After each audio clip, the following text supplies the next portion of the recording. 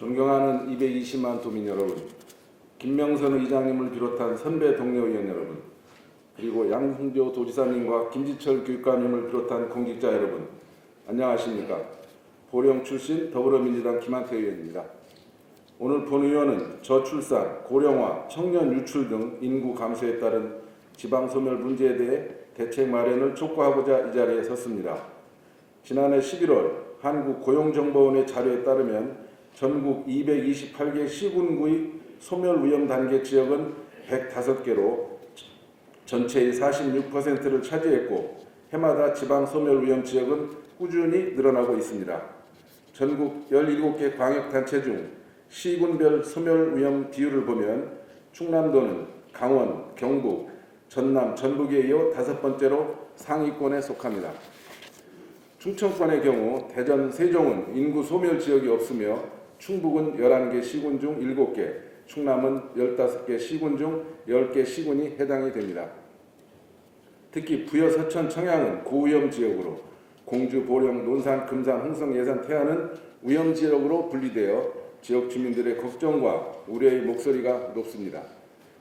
인구가 줄어들면 해당 지방자치단체는 경제 활력이 저하되는 등 지역사회 전반이 우축되고, 특히 세수가 줄어들어 지방 공무원 인건비를 포함해 공공시설 운영과 서비스 유지 관리를 위해 중앙정부에 절대적으로 의존하게 됩니다.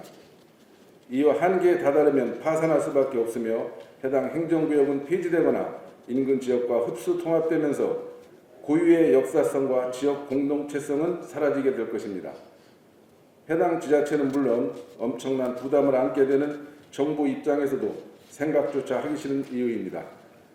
이에 대한 종합적인 대책이 시급하고도 중요합니다. 본 의원은 지방소멸 위기를 극복할 방법으로 지자체별 고유의 특성을 살리고 효율적인 정책 추진으로 인구 늘리기에 모든 노력을 다해야 함은 물론 무엇보다 지자체와 중앙정부의 역할이 강화되어야 한다고 생각합니다. 그동안 정부는 국가적 차원의 저출산 대책과 국토 균형 발전 전략을 추진해왔지만 성과는 기대에 못 미치고 있습니다. 지난해 합계 출산율이 사상 최저인 0.92명으로 OECD 회원국 중 유일하게 출산율이 0명대인 국가가 되었고, 매년 수십조 원을 쏟아붓고도 평생 아이 한 명 안 낳는 나라가 된 데다 기초단체 105곳이 소멸 위험 지역으로 분리된 것만 봐도 정부와 지자체는 지방 소멸 위기가 비상상황임을 명확히 인식하고 대응해야 합니다. 지방 소멸 위기 극복을 위한 대책의 일환으로 정부와 국회는 지방 소멸 위기 지역 지원 특별법 제정에 조속히 나서야 합니다.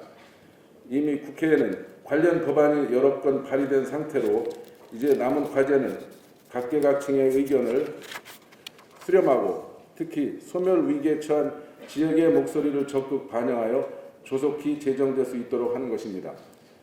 법 제정이 이루어진다면 지방 소멸 위기 지역에 대한 국가의 종합적이고 체계적인 지원으로 지역 주민의 삶의 질을 높여 지방에 활력을 주고 인구 증가로 이어짐으로써 국가 과제인 국토 균형 발전이 촉진될 것입니다.